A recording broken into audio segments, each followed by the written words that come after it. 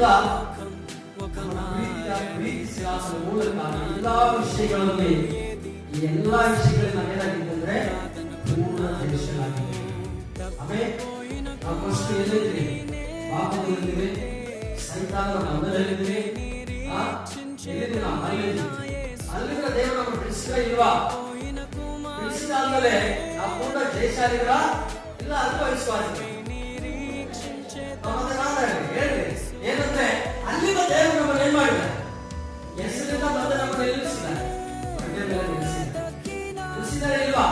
ಇವತ್ತು ನಾನು ಕೂಡ ಏನಂತೆ ಪೂರ್ಣ